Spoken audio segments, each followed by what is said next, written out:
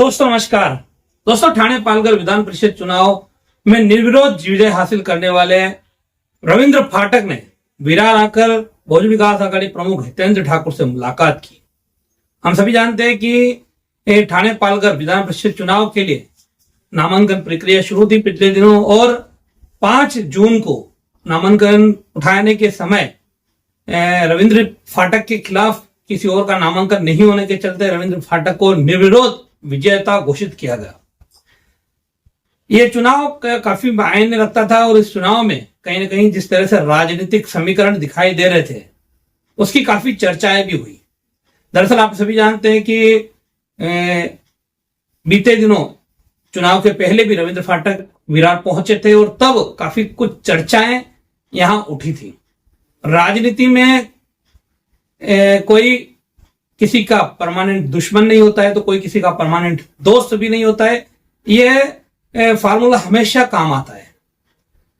हम ये बात क्यों बता रहे हैं? तो ये बात इसलिए बोल रहे हैं कि रविंद्र फाटक जो शिवसेना शिंदे गुट से ताल्लुक रखते हैं, वही शिवसेना शिंदे गुट और भारतीय जनता पार्टी महायुति में घटक दल एक साथ है। लेकिन चूंकि इस विधान परिषद चुनाव के शुरुआती दौर में सीट शेयरिंग पर दोनों ही पार्टियों का आपसी तालमेल नहीं बन रहा था, ऐसे में रविंद्र फाटक जब वसई आए तो उन्होंने भारतीय जनता पार्टी से लगभग दूरी बनाए रखी, लेकिन बहुजन विकास आघाड़ी के करीब गए। बहुजन विकास आघाड़ी के सर्वेसर्वा हितेंद्र ठाकुर से उन्होंने मुलाकात की। हालांकि यहाँ वसई अंतर्गत वसई नालासोपारा में भारतीय जनता पार्टी के 2 विधायक है, वसई नालासोपारा और बोईसर 3 विधायक है, तीनों भारतीय जनता पार्टी से है। उनसे उन्होंने मुलाकात नहीं की, जबकि भारतीय जनता पार्टी और शिवसेना महायुति में एक साथ शामिल है।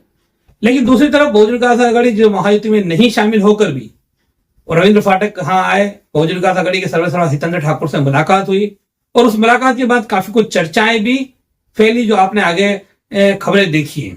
उन चर्चाओं में कई बातें उठी। इसको बुलाने तब जब रविंद्र फाटक वहां पहुंचे और उन्हें लगा कि 71 वोट बहुजन विकास आघाड़ी के उनको मिल सकते हैं जो काफी अहम है, तब उन्होंने बहुजन विकास आघाड़ी सर्वेसर्वा हितेंद्र ठाकुर से खुद को मदद करने की गुहार लगाई, ऐसा कह सकते हैं। हितेंद्र ठाकुर ने भी तब बयान दिया था, उन्होंने कहा था सब हमारे यहाँ आते हैं, हमसे मदद मांगते हैं। उनका ये तब का बयान था।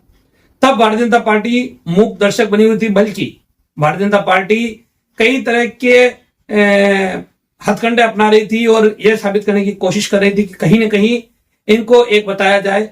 और साथ ही साथ ये चर्चाएं भी शुरू हुई थी कि भारतीय जनता पार्टी शायद राजीव पाटिल नाना को यहां से चुनाव मैदान में उतार सकती है। हालांकि आधिकारिक तौर पे किसी ने वो नहीं बोला था, लेकिन इस तरह की चर्चाएं जो है उनको जन्म दे दिया गया था।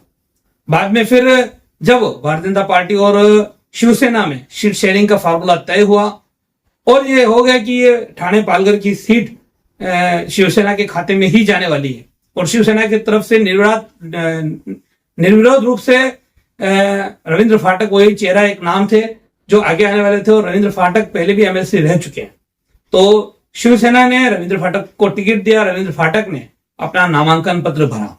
अब नामांकन पत्र भरने के बाद रविंद्र फाटक ने जब एक बार नामांकन पत्र भरा तब उनके सामने विपक्ष से महाविकास आघाड़ी से जो एनसीपी शरद पवार गुट के कैंडिडेट है वो सामने आए और बाद में उन्होंने जब देखा कि हालात उनके पक्ष में नहीं है तो उन्होंने अपना फॉर्म रिटर्न ले लिया और इस तरह से इस सीट के लिए रविंद्र फाटक के सामने कोई और उम्मीदवार बचा नहीं और अंततः 5 तारीख को रविंद्र फाटक को निर्विरोध विजेता घोषित किया गया। अब जब निर्विरोध विजेता घोषित किया गया तब रविंद्र फाटक ने 6 तारीख को कल वसई आकर वसई की विधायक श्रीमती स्नेहा दुबे पंडित से मुलाकात की। गौर कीजिएगा, वही रविंद्र फाटक जो कि चुनाव के पहले आते हैं तो भारतीय जनता पार्टी के विधायकों से मुलाकात नहीं करते, लेकिन चुनाव खत्म होने के बाद में उनकी जीत निश्चित होने के बाद में वो आए, उन्होंने मुलाकात की। वहां पर श्रीमती स्नेहा दुबे पंडित ने उनका स्वागत सत्कार किया, शाल उड़ाई, गुलदस्ता भेंट किया। उसके बाद वो सीधा निकले और विरार विवाह कॉलेज पहुंचे, जहां रविंद्र फाटक ने विवाह कॉलेज में बहुजन विकास आघाड़ी सर्वेसर्वा हितेंद्र ठाकुर से मुलाकात की। और वो मुलाकात किस कदर आत्मीयता भरी है वो आप तस्वीरों में देख सकते हैं, किस तरह से वहां एक दूसरे के गले वो लग रहे हैं। रविंद्र फाटक ने वहां यहां तक कहा कि मैं आभार व्यक्त करने आया हूं अप्पा का जिन्होंने मदद की। अब अगर जब चुनाव ही नहीं होता हितेंद्र ठाकुर ने रविंद्र फाटक की क्या मदद की, ये एक सवाल बड़ा है। लेकिन मदद तो हुई है। जो मनोवैज्ञानिक तरीके से जो दबाव बनाना था, वो चुनाव के पहले जो चर्चाएं चली उसमें वो दबाव बना, वो मनोवैज्ञानिक दबाव, वही मदद रविंद्र फाटक अपने आप में महसूस कर रहे कि यह बड़ी मदद हमें हितेंद्र ठाकुर ने की है। और कहीं ना कहीं उसका कर्ज चुकाने वो हितेंद्र ठाकुर से मुलाकात करने भी गए और वहां उन्होंने हितेंद्र ठाकुर को जाकर आश्वासन दिया कि जो भी पेंडिंग काम है उसको वो करेंगे। यहां तक कि वसई विरार अंतर्गत जिस तरह से महानगर पालिका चुनाव होने के बाद से अब तक प्रभाग समितियों का गठन हो गया है, लेकिन उसे कहीं ना कहीं अटकाया गया है, तो उसको किस तरह से निकाला जाए, उसको किस तरह से साफ किया जाए, इस पर भी रविंद्र फाटक ने ये कहा कि मैं प्रयत्न करूंगा। तो कहीं ना कहीं यहां वसई विरार की राजनीति में हितेंद्र ठाकुर का जो एक बड़ा यहां प्रभाव है वो आज भी बरकरार है, ऐसा कहा जा सकता है। साथ ही साथ भले ही हितेंद्र ठाकुर के किसी भी नगर सेवक ने उन्हें वोट नहीं किया हो, लेकिन फिर भी रविंद्र फाटक अपनी जीत को हितेंद्र ठाकुर की मदद के तौर पर बता रहे हैं। ये कहीं ना कहीं अपने आप में अंदरूनी तौर पर सभी पार्टियों के एक साथ शामिल होने का भी एक संकेत नहीं बल्कि खुला और सीधा सीधा दिखाई देता है।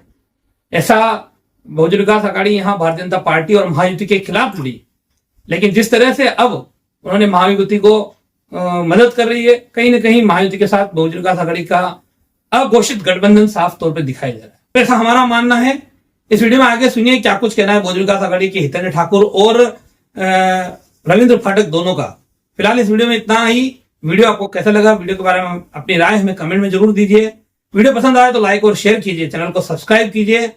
नमस्कार, जय हिंद, जय महाराष्ट्र।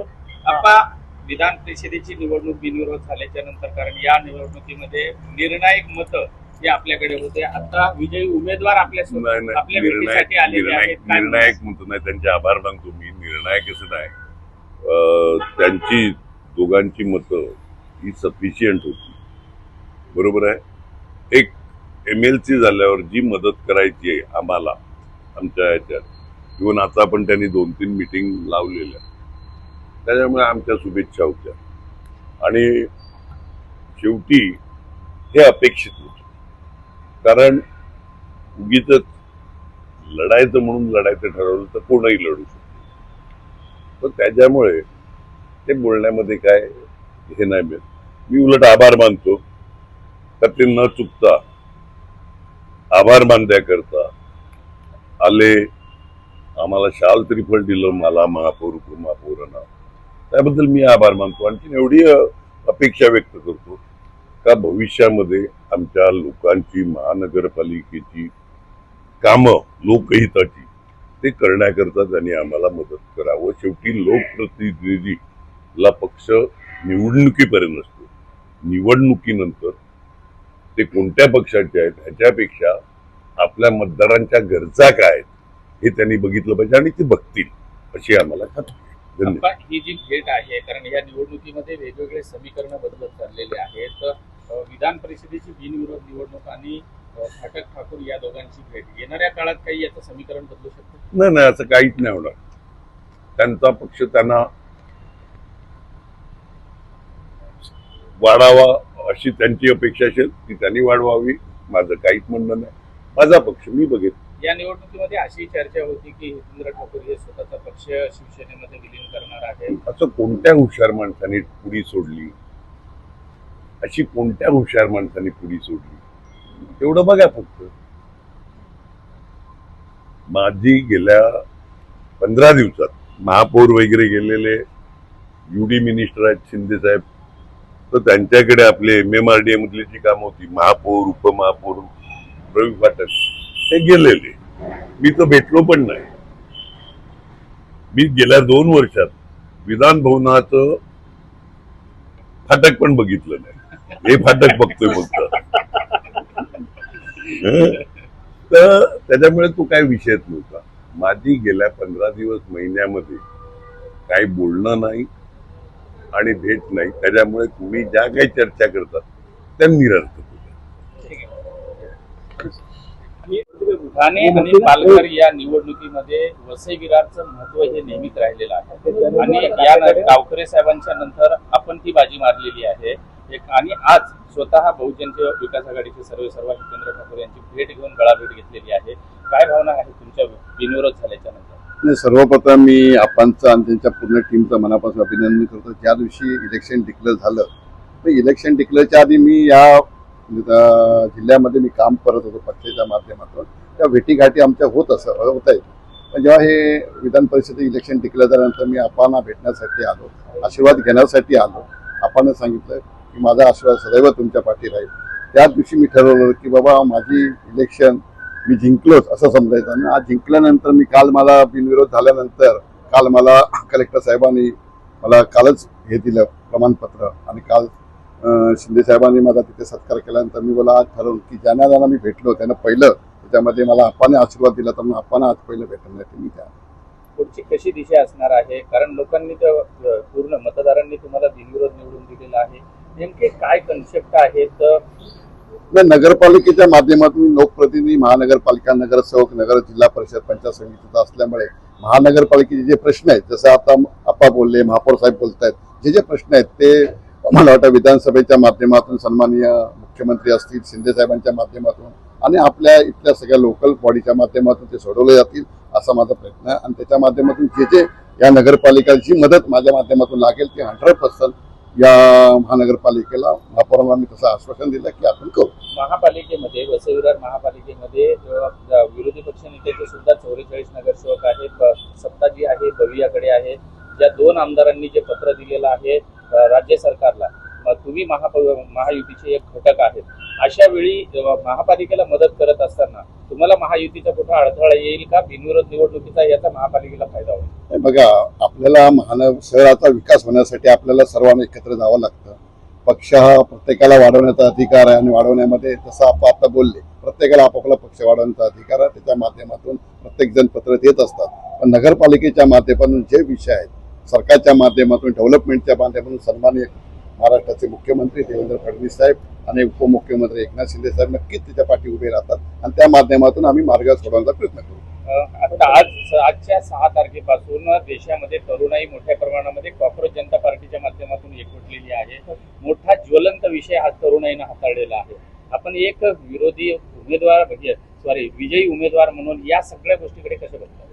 बघा, देशामध्ये जे चाललेलं आहे त्या माध्यमातून देशाचे पंतप्रधान नरेंद्र मोदी, मी एवढा छोटा कार्यकर्ता आहे एवढं पण बोलण्यासारखं, पण देशाचे पंतप्रधान नरेंद्र मोदी साहेब किंवा महाराष्ट्राचे मुख्यमंत्री किंवा सरकार देशाचं हे काम करत आहे आणि त्या माध्यमातून नक्की त्याच्यावर ज्या प्रॉब्लेम आहे त्याच्यावर तो विषय त्यांचा प्रभाग समिती अजूनपर्यंत झालेली नाही. आता त्या विषयावरती आता माझा आजचा पहिला दिवस आहे आणि पहिल्या दिवसात नक्की पुढे काय होईल ते आपण मार्ग काढतो. ते भाजपने थांबून ठेवलेले असा आरोप नाही, आता ते बघू आपण. सन्माननीय आपाशी आणि मुख्यमंत्री आणि शिंदे साहेबांची बोलून आपण मार्ग काढतो. हमारे चैनल सैफ न्यूज लाइव पर अपने व्यापार और सेवा से संबंधित विज्ञापन प्रसारण हेतु दिए गए मोबाइल नंबर पर संपर्क करें।